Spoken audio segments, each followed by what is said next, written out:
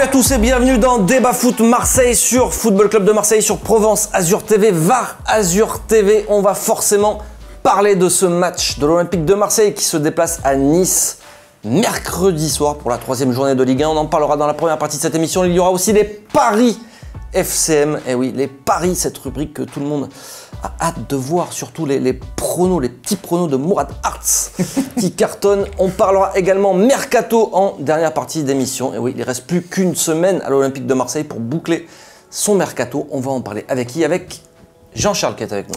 Et salut Benj. Ça va Jean-Charles? Ça va bien, merci. On va en parler aussi avec Nicolas qui est avec nous. Salut Ben. Et ça va Nico ou pas? Oui, ça va bien. Et on va aussi... Non mais en fait j'essaie d'avoir un petit temps supplémentaire sur toi parce que comme ça on peut mettre le synthé avec ton nom, tu vois. Ah d'accord. Voilà. Tu te fais chambrer sur les réseaux sociaux pour tes fameux jeux de doigts. D'accord. C'est vrai. Et on va aussi en parler avec Mourad qui est avec nous. Ça va Mourad? Non, je vais dormir. Comme d'habitude. Les gens, tu sais, des fois, ils croient que sur les. Ils disent ah putain, il a encore bu, il a pris de la coke. Toi, apparemment, sur YouTube, on dit que t'as le nez dans la poudrière. Hein. C'est vrai. Ouais. Donc, faudrait que tu ralentisses. Mais je ne démentirai pas cette rumeur. Et sur le petit synthé, tu peux pas marquer Xanax Mourad. FC Xanax. C'est vrai. Rejoignez-moi. On aime, on vit bien là, avec du Xanax. C'est pas des Suisses. Alors, on va parler. Ah mon Dieu. On va parler de l'Olympique de Marseille parce qu'il y a un match quand même. Hein. Quoi? C'est mercredi soir. Et parce qu'il y avait G7 ce week-end. Voilà. Un match à enjeu, justement. Quel enjeu, tout ça, on y répond tout de suite dans la première partie de cette émission. L'Olympique de Marseille qui se déplace pour la 2e fois consécutive à Nice. Un calendrier difficile, comme tu l'as dit. Ah oui, du coup, alors, Nice qui a l'ogre de Ligue 1 qui est en tête. Le calendrier devient compliqué pour l'Olympique de Marseille parce que Nice, là, le derrière Saint-Etienne, je rappelle que l'Olympique de Marseille a un petit point. Oui. Voilà, un match nul. Tu veux dire que quand tu es l'Olympique de Marseille, donc recevoir Reims qui a dû finir entre la 6e et la 10e place, aller à Nantes qui a fini en 2e partie de tableau, et Nice qui a fini 7e ou 8e et qui en plus est complètement décimé, qui ne pourra pas faire jouer ses recrues. Qui est sur 2 victoires. On est sur un groupe Nice de Ligue des Champions. Sur 2 victoires. 2 victoires. C'est les leaders. C'est à Nice. Quel est l'enjeu principal de ce match pour toi L'enjeu il est simple, hein. C'est déjà de se réveiller. Au moins de se réveiller. Non, mais c'est vrai. Non, parce que franchement, on se rend compte que au niveau du jeu, déjà, il n'y a pas grand-chose. Au niveau de l'engagement, encore moins. Maintenant, il va falloir que l'Olympique de Marseille récupère des points, que ce soit à domicile ou à l'extérieur, aller gagner des points du côté de Nice. Parce que là, on serait vraiment en mauvaise posture. S'il s'avérait d'une défaite, l'Olympique de Marseille sera en crise. Il faut le dire, même si c'est que la 3e journée, ça serait la crise qui commencerait vraiment à l'Olympique de Marseille. Et là, sans recrue, on en parlera un petit peu plus tard, sans nouveauté, sans état d'âme, sans la mentalité qu'il faut mettre dans, et sans les ingrédients qu'il faut mettre aussi dans le jeu, ça va compliquer la situation. Tu es d'accord toi avec ça? Peu importe la manière, il faut une victoire pour éviter la crise ou pas? Moi, je pense qu'il faut les deux. Il faut aussi la manière. Il faut montrer qu'il y a quelque chose qui se passe, quoi. Surtout ça. Hein. Je pense que ça demande beaucoup, là. Ouais, non, mais la manière, c'est aussi l'état d'esprit. C'est pas que le jeu, quoi. C'est montrer que tu as envie, tu presses, que tu secoues un peu ton adversaire. Et Nice, ils ont 6 points. Mais si tu as envie, tu montres que tu as envie et que tu en prends 3, c'est quand même la crise. Non, mais attends. Nice, ils ont 6 points. Mais Nice, c'est décisif. J'ai regardé ces 2 matchs. Il leur restait un joueur devant. C'était Saint-Maximin, ils l'ont vendu. Ils n'ont plus personne. Là, ils ont 6 points, c'est miraculeux. Mais là, attends, laisse-moi finir. C'est quand même le match que tu vas jouer mercredi. Je sais que tu veux m'orienter. Mais le fait est que tu vas jouer quand même une équipe qui n'a pas d'attaque.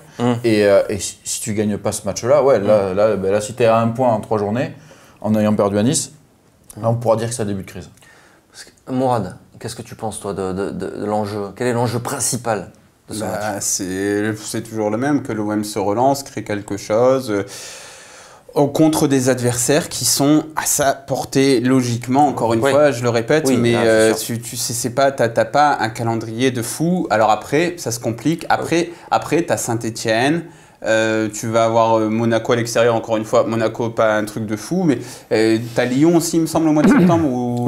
Donc après, ça se complique. Voilà. Mais là, sur ce début de saison, le truc, c'est que, donc t'imagines si maintenant, parce que je suis un peu monomaniaque, mais c'était un débat qu'on avait eu avec Ben hors antenne. T'imagines si maintenant on dit, après avoir reçu Reims et s'être déplacé à Nantes et Nice, on dit c'est un calendrier compliqué. Donc après, quand le mois de septembre, on va dire c'était impossible. C'était impossible. C'est la Ligue des Champions.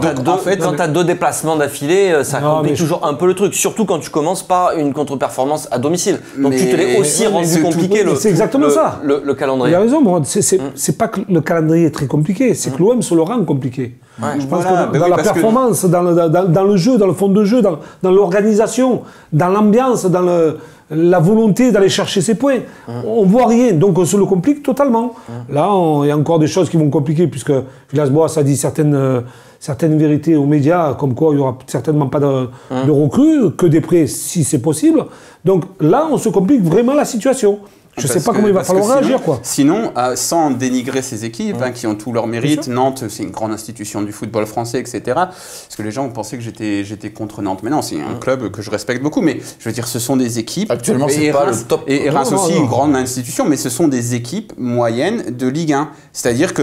Et nous, on se dit, ces équipes moyennes, c'est trop dur maintenant. Et Nice, c'est devenu une équipe moyenne qui a très peu de moyens. Là, ça va peut-être changer dans les jours à venir. Mais apparemment, leurs recrues ne vont pas jouer. Donc là, on va jouer face à une équipe qui est faible sur le papier, qui a bien commencé son championnat contre Amiens et Nîmes. Et voilà, donc logiquement... Ils avaient un début de calendrier difficile quand même. Non, c'était pas facile, faut le dire. Donc là, logiquement...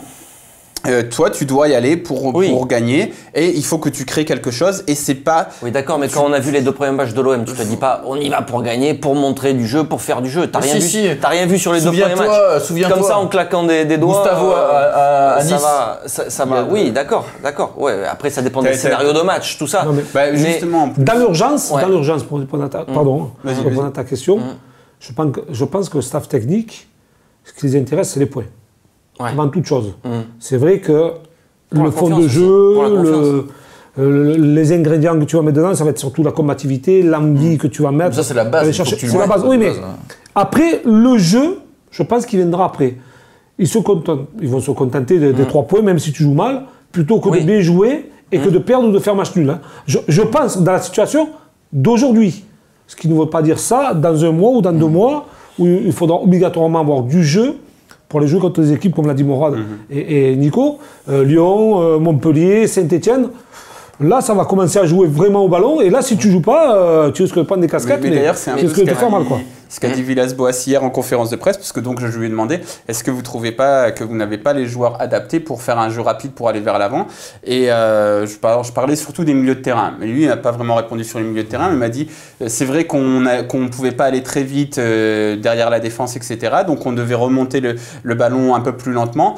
Mais ça va changer avec le retour de Thauvin qui pourra partir dans le dos de défenseurs. Et Benedetto, il a commencé à faire des diagonales dans le dos des défenseurs.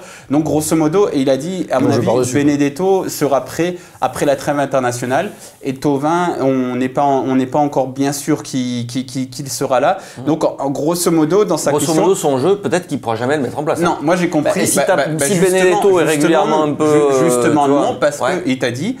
Après la trêve internationale, donc Thauvin revient logiquement pour Saint-Etienne. C'est 1 mois et demi après le début du championnat quand même. Voilà, c'est ça. C'est que tu perds encore 1 mois et demi comme l'année dernière. C'est exactement ça. C'est toujours préparation, quoi. Et par rapport à ce qu'a dit Jean-Charles, c'est exactement ça. C'est que moi j'ai compris ça comme ça. Mes joueurs, j'aurai mon équipe à la mi-septembre avec Benedetto qui sera prêt physiquement. Bon, il fallait peut-être qu'il soit prêt avant. Et Thauvin qui sera prêt physiquement à ce moment-là aussi. Donc j'aurai mes joueurs s'il n'y a pas de blessure à ce moment-là. Et donc on pourra peut-être voir l'idée de jeu de Villas-Boas avant. Mais le problème, c'est qu'il y a eu 4 matchs avant. Pour l'enjeu aussi, et pour terminer là-dessus, il y a aussi la perspective du match de Saint-Etienne aussi dimanche en ligne de mire. C'est-à-dire que s'il y a contre-performance contre Nice, grosse pression au Vélodrome. Tu vas rajouter encore une pression supplémentaire contre Nice, non? Donc quand on parle de résultat, surtout le résultat, peut-être que c'est aussi par rapport à ça, non? Il faut enclencher ta saison contre Nice pour pas déjà sombrer contre Saint-Etienne. Parce qu'effectivement, si tu perds à Nice, tu vas arriver au Vélodrome, les supporters ils vont être chauds déjà. Non, mais ils sont déjà chauds là. Ils sont déjà chauds, mais il va y avoir des banderoles dans tout le stade. Comment ils vont être.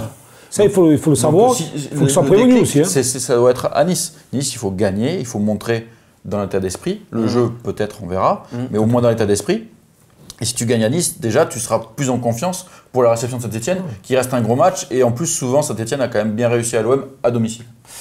Alors, quel compo, messieurs, pour ce match, sachant que Villas-Boas a un groupe quasiment au complet.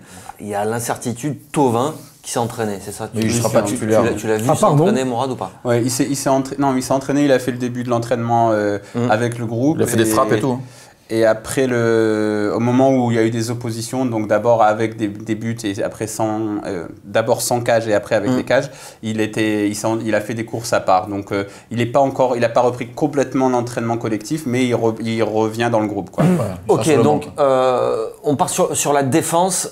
Est-ce que vous remettriez la charnière avec Alvaro et Camara? On ne va pas changer tous les matchs. Non, un match, trois charnières différentes. Ouais, bien sûr. À un moment donné, il faut être dans la continuité. Rudy Garcia aurait pu le faire.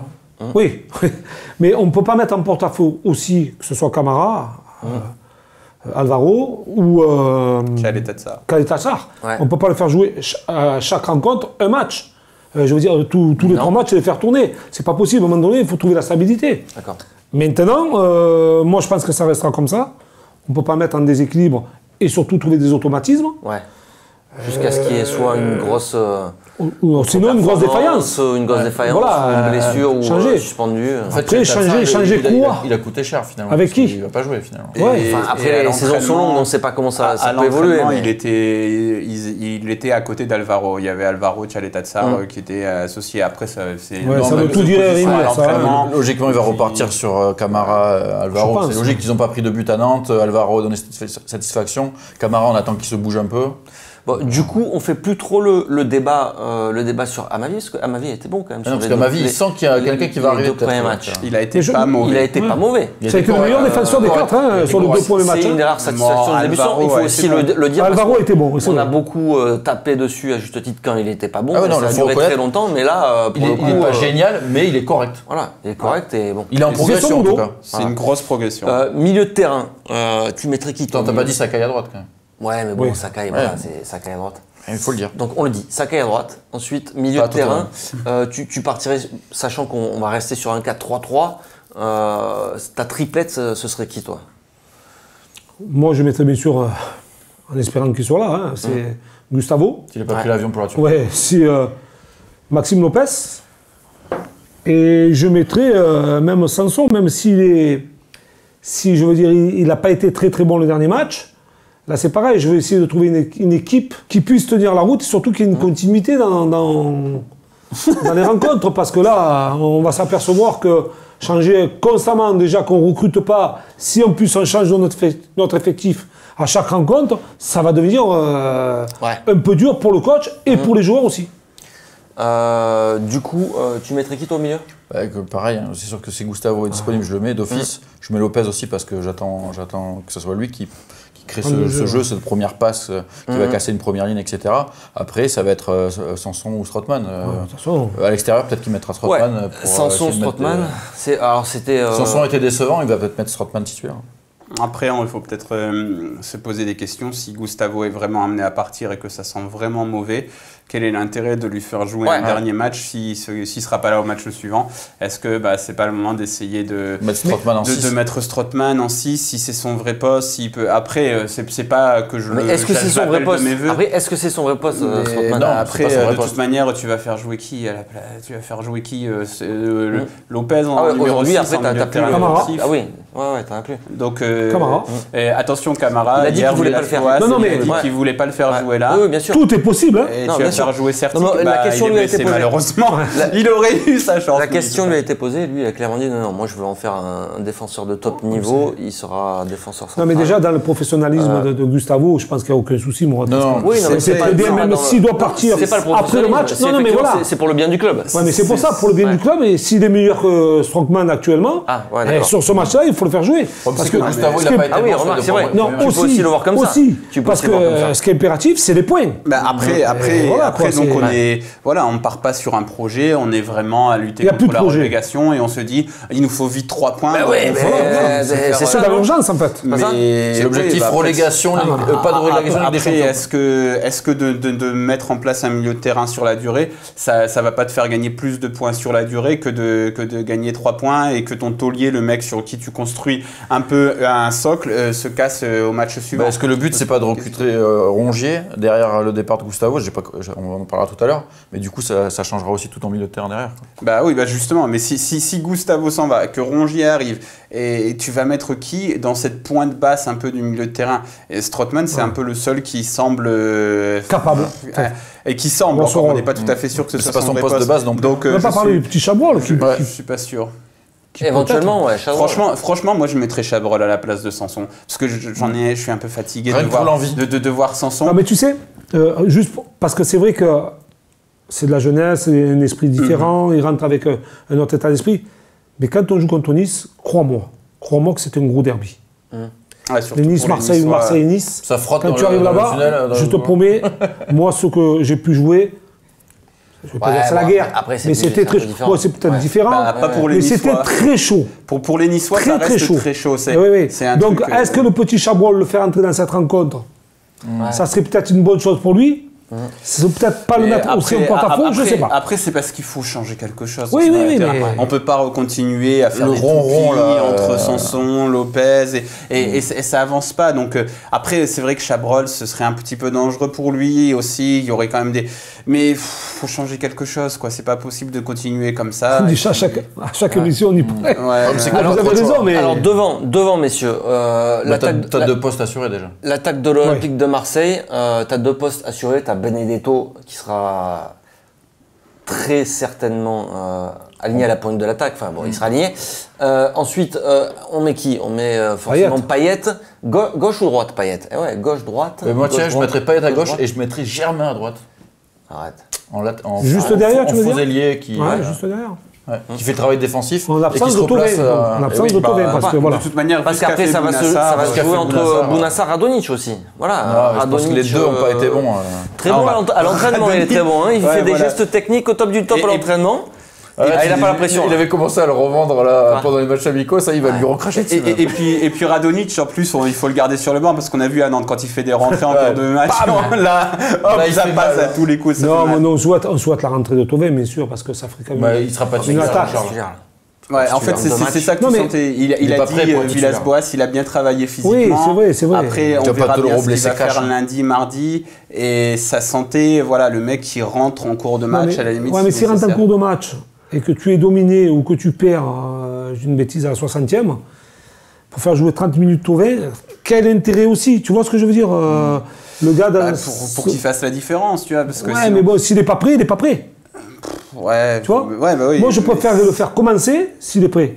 Le faire jouer 45 minutes ou 50 minutes et le sortir après. Parce que s'il doit faire la différence, il la fera avant. Tu vois?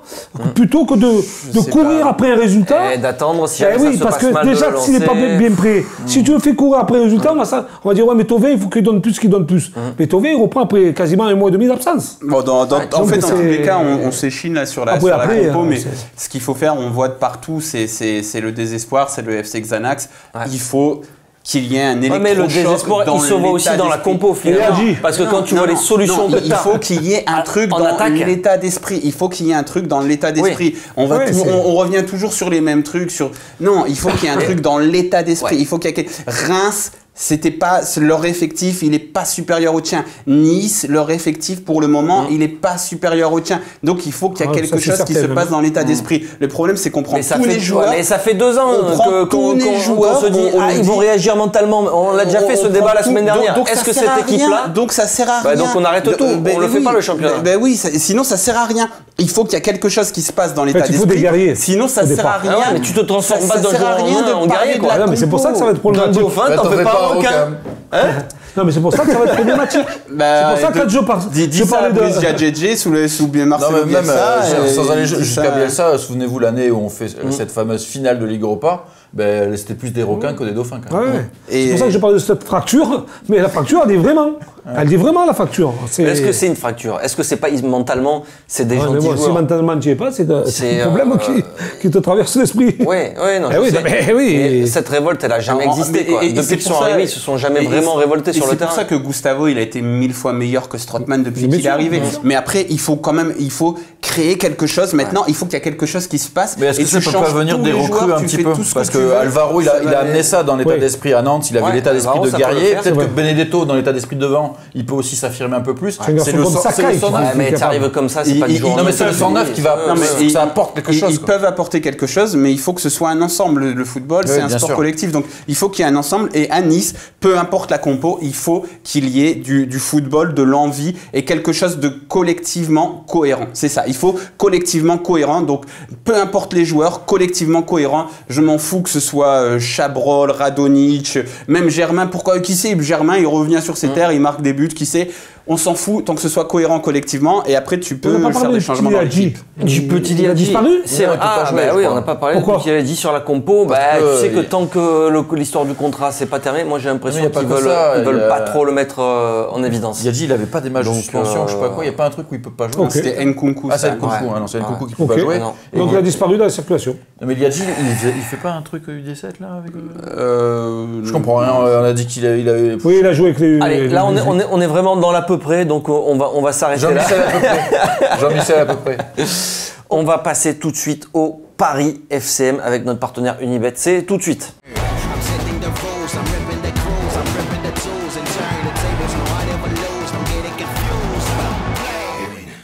Allez, comme chaque semaine, on va débuter avec le Pari Sécure. Et mon Pari Sécure cette semaine, c'est quoi? Tenez-vous bien, c'est plus d'1,5 but dans le match Nice-Marseille, forcément.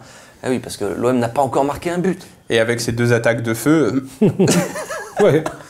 Ça veut dire que tu crois pas en Benedetto, toi. Et ça veut dire que t'es un chat noir. Ça veut dire que la semaine dernière, j'avais dit les deux équipes marquent comme Paris Sécure et que ça a fini en 0-0. Alors la cote, elle est à 1,30. C'est pas cher payé, mais c'est aussi pour ça que c'est un Pari Sécure, parce que sinon, tu vois. Je vois bien un but de Marseille, au moins un but, ça c'est sûr. Après, Marseille, ils peuvent toujours donner un but aussi, donc ça peut facilement faire 1-1. Ouais. Très bien, il est bien vendu ce pari. Tu avais un pari fou. La grosse cote, quoi, Nico. Ben, la grosse cote, ça rejoint ce que je viens de dire. C'est Nice qui mène à la mi-temps et Marseille qui égalise en deuxième. Toi, tu vois pas de victoire. Non, match nul. Ah, match nul à la fin. Ouais. La cote, elle est à 12, donc c'est la grosse cote cette semaine. C'est intéressant quand même. C'est intéressant. Ouais, mais lui, il cherche la monnaie. Hein. Il cherche la monnaie, lui, il s'en fout. Lui, il cherche la monnaie. Il s'en fout, il est prêt à parier contre l'Olympique de Marseille, juste pour prendre de l'argent. Match nul à l'extérieur. Ah, bah d'accord. C'est bien, c'est 2 points avant-dernier. C'est une contre-performance. C'est pas de faire ton footix, là. De quoi? Mais non, mais c'est une contre-performance, non? Moi, c'est un calendrier facile ou pas? Non, c'est la victoire de l'Olympique de Marseille. Il est fatigant. Allez, c'était la grosse cote et on passe au combiné, non pas du week-end, parce que forcément G7 oblige, on joue mercredi, il reste 3 matchs. Il reste 3 matchs, donc le premier match qui nous intéresse, c'est Montpellier-Lyon, mardi, avec une victoire lyonnaise, parce que malheureusement, j'ai vu les 2 premiers matchs de Lyon, ça joue bien, ça joue vite. Et de l'autre côté, à Montpellier, c'est un début de saison très difficile. Donc j'imagine bien Lyon aller s'imposer. En plus, Lyon réussit bien à Montpellier. Ben moi, je jouerais match nul. Tu vois. La cote est à 2 pour la victoire de Lyon, puisque c'est ton combiné. Le match Lille-Saint-Etienne, tu vois... Un match nul. Un match nul. La cote est à 3,40 et là c'est intéressant. Et on combine ça avec un Nice-Marseille, tu as mis nul. Tu as mis un match nul. La cote est à 3. C'est l'habitude. C'est l'habitude du début de saison marseillais. 0,2. Et donc la cote finale est de 20 chez Unibet, c'est la cote combinée. Qu'est-ce que tu en penses JCDB? Je pense que Lille va gagner. Je pense que Lille va gagner, à la différence de Mourad. Ouais. Sinon, sur les 2 autres résultats... Tu dis ça parce que c'est la famille un peu. Non, oui. Déjà, une, c'est ma famille. Une, c'est ma famille. 2, la deuxième raison, je vais te la donner parce que ça serait bien que Saint-Etienne perde et qu'après viennent sur Marseille, ils ont un peu la tête dans le sac. Sauf qu'ils gagnent à Marseille. Voilà. Qu'ils ne gagnent pas à Marseille. Et après, les 2 autres résultats, le match nul, ça me semble logique du côté de Nice. Ah ouais? Ouais. Ouais. Personne qui voit une victoire de l'OM, mais c'est pas possible. Bah, ils nous ont tués. Et après, Montpellier, je pense qu'ils sont un peu dedans dans ce début de saison et que Lyon, comme disait Morad, est en pleine bourre. Donc voilà. Et en plus, même quand Montpellier est bien et que Lyon y va, Lyon gagne. Oui. Donc, on passe tout de suite à la dernière partie de cette émission. Forcément, on va parler de Mercato. Allez messieurs, il reste une semaine, jour pour jour ou pas Nico? C'est toi qui suis attentivement le décompte du Mercato. C'est lundi effectivement à la fin du Mercato. Ouais. Il reste une semaine très précisément pour boucler ce Mercato estival qui a été chaud bouillant du côté de l'Olympique de Marseille. On le rappelle, 2 recrues. 2 départs aussi. 2 départs. Messieurs, je vous propose d'écouter tout d'abord l'optimiste. La déclaration d'André Villas-Boas au sujet de cette fin de Mercato. Faut-il s'attendre encore à du mouvement? Il a répondu. Oui, j'ai déjà dit ça, mais ça peut-être n'entre pas dans la tête de la personne. On n'a pas d'argent.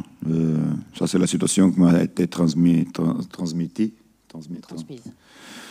pour le club et le propriétaire. Je ne sais pas s'ils ont l'option ou non de mettre de plus d'argent. Je pense que Franck Marcourt ne veut pas. Ça, à la fin, on fait les choix avec ce type de conditions. Oui, pour acheter, on doit vendre. On a déjà vendu, mais pour faire le bilan de ce qui s'est passé les années dernières ici. Et évidemment, une situation très difficile, mais notre réalité, on n'a pas jamais cherché des excuses. On va continuer à travailler, mais oui, dans ce moment-là, il n'y a pas de recrues, il n'y a pas d'options, on ne cherche rien. Vous pouvez fermer toute cette conversation du mercato parce qu'on n'a pas d'argent. Pour aller à le mercato, on doit évidemment vendre. Et oui, donc on peut refermer cette page mercato instantanément. Mais, attends, moi j'ai un breaking. J'ai un breaking. Je suis ravi d'accueillir André Villas-Boas dans mon FC Xanax parce que je vois qu'il a les mêmes médicaments que moi. Je suis content de constater. C'est un peu André Villas-Labrune quand même. Non, mais moi ce que j'aime bien chez lui, c'est qu'il a été vraiment clair. Quoi. Il est clair. Il ne se cache pas. Quoi. Ah oui, non, ça c'est sûr. Tout. Ah non, mais ça c'est sûr. Il n'est pas là à vouloir cacher certaines choses. Il sait très bien qu'il n'aura rien du tout. Il prend le contre-pied. Mais rien de rien, quoi. Il a dit quand même... Peut-être des prêts. Non. Non, là, il n'a pas dit. Là. Il a dit, sauf s'il y a des départs. On attend des départs. Voilà. S'il y a des départs... Il n'a pas dit on attend des départs. Il a dit pour acheter, il faut des départs. Voilà. D'accord. Ça veut dire que si tu lâches Gustavo... Alors Gustavo, on va en parler, c'est très bien. Certaines sommes, une bêtise de 10 millions d'euros, allez. Qui tu as 10 millions d'euros qui est meilleur que Gustavo? Voilà. Là, il faut me l'expliquer. Là. Non, mais t'as rongé derrière, sauf que tu vas mettre... À 10 millions Non, tu vas mettre 20. Jamais. Tu vas mettre 20. C'est le débat d'après. Donc, tu n'as pas encore les 10 autres millions pour acheter Rongier, quand même. Bon, alors ça, c'est le débat d'après. Est-ce que cette déclaration t'alarme, toi, ou pas? Enfin, on était un peu au courant, on le découvre pas aujourd'hui. Bon, là c'est très clair. Lui-même. Mais il le répète. Il le répète. Mais il est un peu plus clairement quand même. Est-ce que toi, ça t'alarme à une semaine de la fin du mercato? J'ai presque envie de dire que ça me choque. Quoi. Ah ouais? Ah oui, parce qu'on s'attendait beaucoup à mieux. Parce que même l'OM, s'il n'avait pas d'argent, ça a toujours recruté, quoi qu'il arrivait, ou des prêts intelligents, revoir du renouveau, aller chiner des joueurs en D2 qui pouvaient peut-être nous apporter quelque chose. Chiner des joueurs, c'est beau ça comme expression. Non, mais, en D2. Mais là, on est comme tous les autres clubs. Tous les autres clubs trouvent des joueurs en D2 en national. Nous, on n'arrive pas.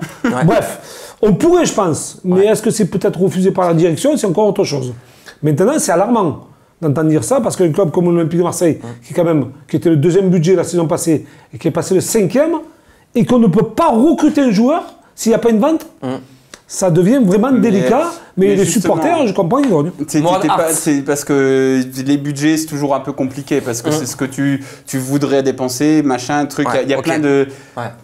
il y a plein de bémols à apporter à ça, et en fait ton budget il est peut-être beaucoup plus important parce qu'en fait tu vas dépenser beaucoup plus d'argent parce que tu as une masse salariale qui est comme ça. Donc c'est pour ça que tu peux recruter personne, parce que ta masse salariale ce sont tes menottes. Voilà. Tu es menotté par ta masse salariale, par tes conneries que tu as faites les années précédentes. Et l'autre chose que dit Villas-Boas dans son français un peu approximatif, même si très bon pour un étranger, il dit le temps qu'on fasse le bilan si on fait le bilan de tout ce qui s'est passé les années d'avant au niveau financier, et donc c'est un peu là-dedans qu'on est. En fait, c'est complètement là-dedans. Parce que, tu voulais rajouter quoi? Oui, juste pour compléter ça, parce que s'ils font le bilan des années précédentes, parce que c'est ce qui nous a mis dedans. Au niveau financier, mais c'est ce qui nous a mis dedans financièrement, il faut s'en prendre un héros. Hein. Et non, mais que ce soit clair. Il ne va pas s'en prendre à la personne qui l'a recruté. Non, mais c'est lui le fautif. Oui, c'est héros. Il pointe ça. Mais lui, il ne peut pas le dire, lui. Ouais, mais ça veut dire que l'entraîneur dit qu'il s'est passé des choses des années précédentes, mais il a pas cité le nom de son président. Non, parce qu'en fait, il tire un peu dessus, là. Et Hérault, et Garcia, et Zoubi. Parce que Garcia a fait les choix, Zoubi s'est fait bouffer par Garcia et a fait des non-choix. Et Hérault, lui, il a chapeauté le tout. Donc, c'est ce triumvirat qu'on nous a vendu comme le triumvirat qui allait tout casser, qui a tout cassé, mais dans le sens. Ils ont tout cassé, voilà. Je suis d'accord. Allez, messieurs, juste, on va s'arrêter là sur Azur TV et la chaîne aussi VAR Azur TV. Mais par contre, tenez-vous bien, le débat va se poursuivre sur la chaîne YouTube de Football Club de Marseille. Ouais, je te jure. Et sur footballclubdemarseille.fr. Et sur footballclubdemarseille.fr où vous pouvez retrouver toutes les infos sur l'actualité de l'Olympique de Marseille, enfin plein de choses, du Mourad Décrypte, du débat foot Marseille, enfin plein de trucs. Allez-y, c'est un site ouvert à tout le monde. Très bien fait. Ouais. C'est gratuit. Allez, c'est maintenant. Et je voulais juste rajouter une petite chose parce que ça fait plusieurs semaines que je dois en parler et j'en parle pas. Je voulais remercier quand même notre ami Khaled Frix qui a participé quand même à l'élaboration aussi du nouveau générique, de l'habillage sonore, audio comme on dit, de la musique, c'est ça? C'est comme ça qu'on Non, c'est une musique. Il a fait une musique pour notre musique. Donc merci à toi. C'est la Ciotat, c'est la famille aussi. Ouais. La Ciotat, c'est là que ça se passe, les gars. Le plus bel baie du monde. Alors, il n'est pas peintre parce que je cherche un peintre. C'est la famille, c'est des fois. Donc, on reparle du mercato olympique de Marseille. Alors, ça a échappé peut-être à beaucoup de personnes, mais pas à moi. Il a quand même dit une chose très importante, c'est que Franck McCourt ne veut plus mettre d'argent dans l'Olympique de Marseille. Oui. Bon, il ne le dit pas à l'affirmatif, il dit « je ne sais pas s'ils ont cette option, je pense que ce n'est pas ce que McCourt veut faire ». Je pense... Non mais s'il dit « je pense que c'est pas ce qu'il veut faire », c'est qu'en gros, il sait très bien qu'il ne veut pas en mettre. Non mais le truc c'est que ça résume quelque chose de Parce que ça n'a pas été dit avant. On nous a même dit en conférence de presse que s'il y avait des opportunités, assez impressionnant. Qu'il avait un fighting spirit très impressionnant. Et ça se voit sur cette image. Mais que éventuellement... Si opportunité il y a, on pouvait encore aligner. Non mais à mon avis, l'histoire c'est que lui il a aligné déjà pour combler les dettes, parce qu'il y a des dettes, et maintenant ils doivent se débrouiller avec les ventes. Mais ce que ça résume, là on se retrouve à une semaine de la fin du mercato, Villas-Boas il nous dit s'il n'y a pas de départ, on ne prendra personne. Mais ça veut dire quoi? Ça veut dire qu'une nouvelle fois, on n'a rien anticipé. Et on a cru qu'on allait vendre tous nos bijoux de famille, Sanson 35 millions en Angleterre, Strootman il va repartir pour 25 en Italie, ça va être facile. Mais ils ne sont pas dit, ah mais si ça marche pas on fait quoi?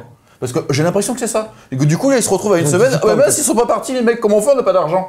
Mais du coup il fallait quand même anticiper de se dire, bon, si on n'arrive pas à vendre, on va essayer de faire des prêts, quel mec on pourrait prendre en prêt, est-ce qu'il y a des jeunes qu'on peut prendre? Les prêts ça marche pas par rapport à ce que Mourad a dit, t'es menotté par la masse salariale. Même les prêts je pense il reste une chose. Le licenciement, comme il a fait à Rami. Parce que maintenant, c'est la mode. Non, mais c'est la mode. Ça va coûter de l'argent aussi. Non, mais ça va coûter de l'argent plus tard. Ça repousse. C'est-à-dire, quand il sera plus là, notre président, eh bien, l'OM paiera encore les licenciements. Mais du coup, Jean-Charles, et tout le monde va envoyer Sertic à Fort Boyard, tu vois. Non, mais voilà, il a raison, Nico. Il y a des choses qui ne vont pas du tout. Tu n'anticipes rien. Tu ne prévois pas l'avenir. On te parle des jeunes, il n'y a aucun jeune. On te parle de vente de joueurs, ça ne se fait pas. On te parle même de chiffres. De sommes. Ces sommes, jamais elles sont atteintes. Donc, on arrive à un moment donné où on tape dans un mur. Et tu peux recruter absolument personne. Un joueur à 10, 15 millions, on n'arrive pas à le recruter. Aujourd'hui, c'est quoi? Oui, 15 millions. Parce que tu as une opportunité, parce que ça vient des pays sud-américains, mais en France. Tu as vendu au Campos et NJ, derrière tu...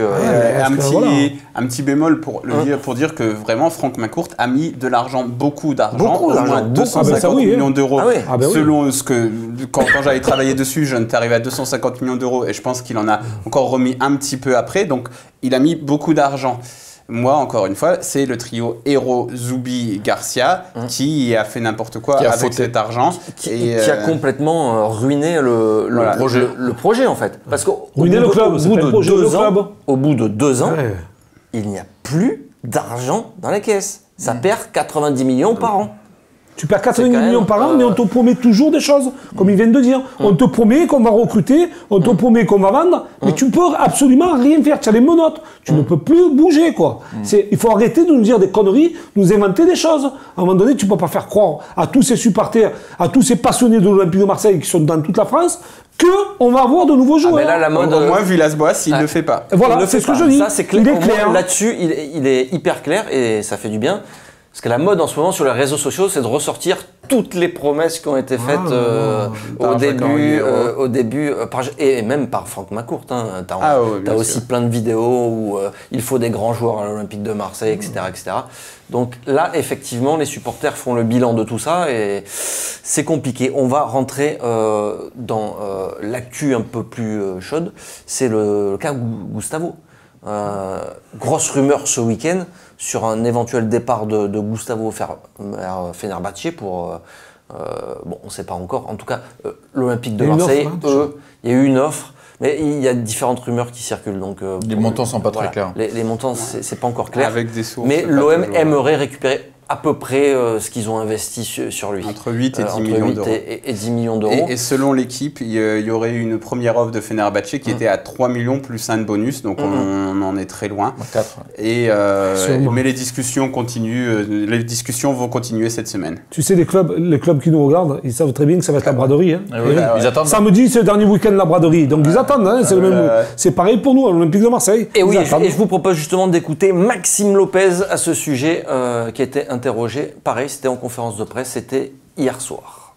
Écoutez, par rapport à Luis, moi, la seule chose que je peux dire, c'est que j'espère vraiment qu'il va rester. Je serais vraiment triste qu'il parte.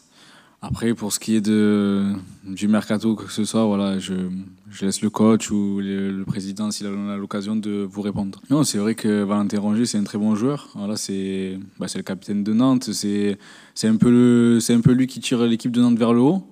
Donc voilà, c'est un très bon joueur box-to-box.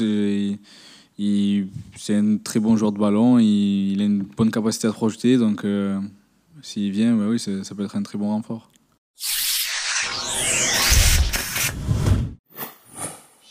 Voilà Maxime Lopez qui milite en quelque sorte pour il fait du politiquement correct. Oui, j'aime bien Gustavo. Ça serait bien de voir Rongier, mais bon, si Rongier arrive, Gustavo s'en va. Donc bon. Bon, ça serait quand même une grosse perte. Encore que Mathieu Grégoire était sur ce canapé la semaine dernière. C'est vrai qu'il parlait aussi de Gustavo. Lui, sa tête, elle est plus trop à l'Olympique de Marseille. Il a envie de partir. Donc, à ce moment-là, il vaut mieux le laisser partir. Le laisser partir. Gratuitement, alors. Non. Je te dis que c'est la braderie. Gustavo, c'est un titulaire du FC Xanax depuis l'année dernière. C'est indiscutable. Le mec, ça se voit. Franchement, il a débuté la saison. En fait, moi, je pense...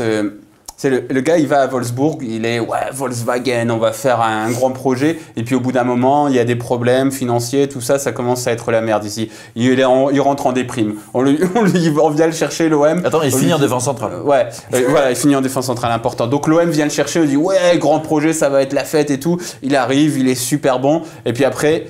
Il reprend la deuxième saison, il essaye, on le remet en défense centrale, on lui ruine le moral petit à petit. Et je pense que depuis janvier, il se dit... C'est bon, à chaque fois je vais quelque part, le projet tombe en ruine et moi je suis là au milieu, je vais me donner à 300% parce qu'il se donne à 300%. Et encore une fois, hier lors de l'entraînement, le mec il a mis 2-3 taquets, à un moment tu dis ouh, c'est l'entraînement, doucement copain. Mais voilà, lui il est toujours professionnel, etc. Mais il est déprimé, ça se voit à sa tête. Comment tu t'entraînes toujours, Morad, il n'y a pas de secret. Ah, mais lui je pense qu'il en a, au fond de lui généralement, il doit se dire... j'ai beau faire ce que je veux, enfin j'ai beau faire tout ce que je peux, le projet il tient pas debout. Et ça se sent dans son jeu, ça se sent dans ce qu'il fait. Il est plus au niveau qu'il était la première saison, etc. Et ouais, voilà, c'est ça le truc, c'est que on voit aussi un Gustavo qui est plus trop à son niveau mais il est à l'image de l'équipe, c'est normal, il est à l'image de l'équipe. Parce qu'on parle du départ de Gustavo. Est-ce que c'est un joueur qui est fatigué aussi mentalement, qui n'a plus vraiment envie d'être là? Je pense que lui peut vite se remettre en question, à la différence de beaucoup d'autres. Ouais, d'accord. Non, mais oui, mais c'est la différence. Est-ce qu'il va le faire dans ce contexte-là? Mais il saura le faire s'il y a du renouveau. S'il n'y a pas de renouveau, il ne pourra rien faire. Comme c'est son départ qui va permettre du renouveau. Ouais, mais alors attends, on parlait de son départ, justement. On parle de Rongier si Gustavo s'en va. Exact. Et Maxime Lopez vient d'en parler aussi. Ouais, on est bien d'accord. Enfin, Maxime Lopez, mais qui c'est qui va jouer en 6? Deux questions différentes. Qui va jouer en 6? Qui va jouer en 6? Parce que c'est pas du tout le même rôle, Rongier et Gustavo. Rongier, tu le vois pas évoluer en 6? Pas du tout. Non, mais c'est pas un 6, Rongier. On peut tout tenter. On n'a pas assez tenté, tu penses, depuis 3 ans? Il joue 10 à Nantes, donc... non, mais sincèrement, si tu fais partir Gustavo pour prendre Rongier, qui est un bon joueur... Si tu fais partir Gustavo, c'est Strootman qui va reprendre... Ouais, d'accord, et Strootman, ils n'en veulent pas. Mais tu vas mettre Strootman, un joueur que tu ne veux pas, en sentinelle? Alors là, il faut m'expliquer aussi. Ça, c'est encore un jugement un peu bancal, quand même. Parce que tu ne veux pas un garçon comme Strootman pour mettre en numéro 6, tu ne le fais pas jouer des sur le banc de touche, mais tu vas vendre Gustavo pour le mettre. Surtout, encore une fois, si Gustavo s'en va, d'accord, tu gardes Strootman. Forcément, ils vont garder Strootman, ils ne vont pas vendre les deux, parce que sinon, tu n'as plus le numéro 6. Mais on a aussi un Strootman qui est, peut-être pas au top, qui peut éventuellement aussi être blessé. Tu n'as plus le numéro 6. Il n'est pas blessé. Donc déjà, c'est pas vraiment un numéro 6. Et derrière, tu n'as plus du tout de numéro 6 dans l'effectif. Bon, après, tu peux jouer aussi, souviens-toi, Rudy Garcia, là, quand il avait fait son 4-4-2, il avait mis 500 Lopez avec 2 milieux à plat et c'était pas des vrais numéros 6. Exfiltrer Gustavo pour récupérer Rongier, Mourad, c'est la bonne idée ou pas?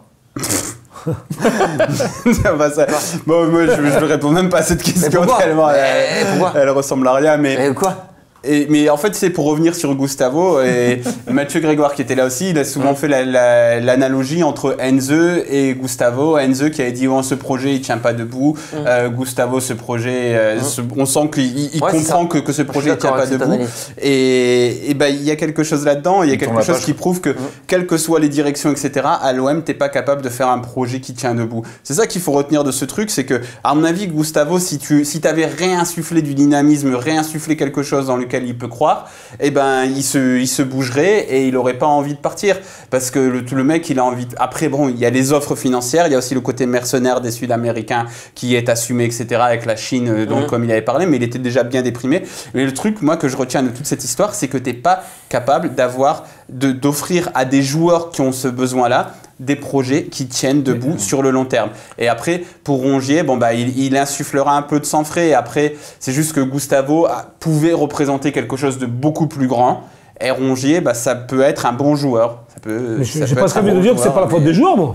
C'est la faute des dirigeants qui te vendent un projet. Qui vendent un projet aux joueurs, qui vendent un projet aux supporters. Les joueurs, ils sont pas au niveau aussi. Non, mais attends, je suis d'accord. Mais en fait, c'est quand même des joueurs... Au départ, des joueurs de qualité. Oui, mais pourquoi ils sont pas de qualité? C'est aussi de leur faute. Parce qu'il y a certains, il faut qu'ils se bougent un peu. On ne peut pas dédouaner les joueurs. Quand on voit ce qu'ils font sur le terrain, ça court pas, ça met la faute sur l'autre.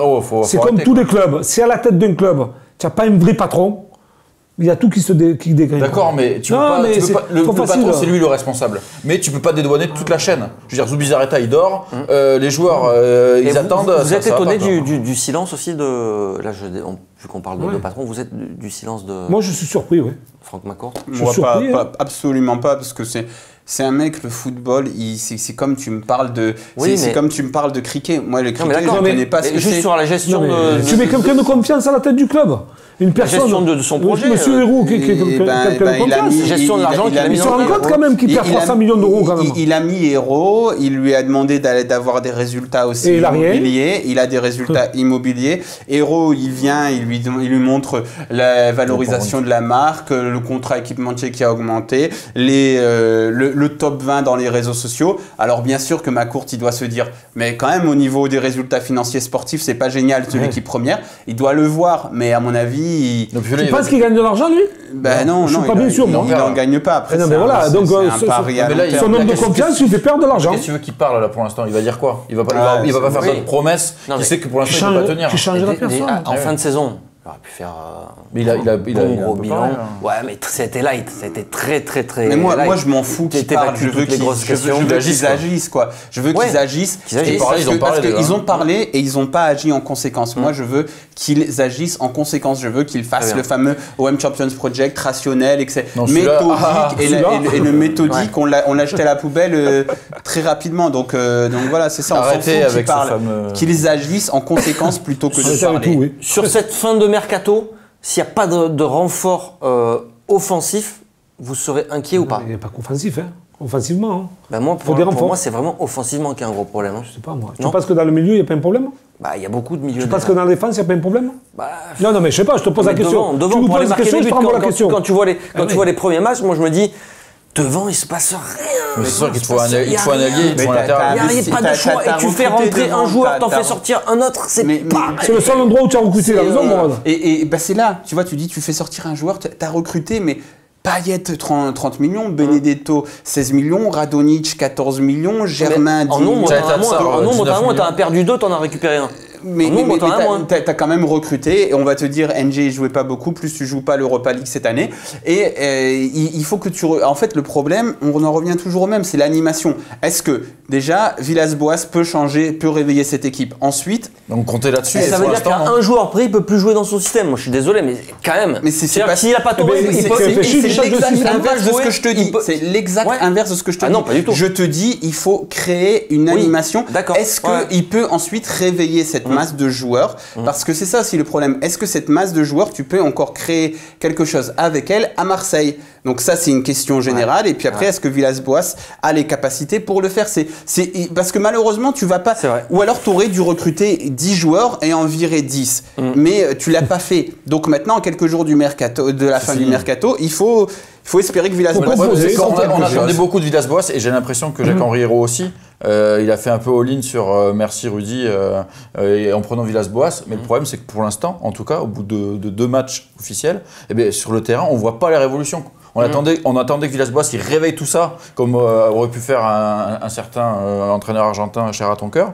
Mais pour l'instant, on ne le voit pas ça. Et c'est ça qui est décevant. C'est que Villas-Boas, il n'a pas réussi encore, j'espère, à réveiller ces joueurs-là. N'oubliez pas que ce qui nous plombe aussi, c'est le licenciement de Garcia. Hein. Faut pas l'oublier, ça aussi. Financièrement, c'est vrai. Oui, ça nous plombe, ça.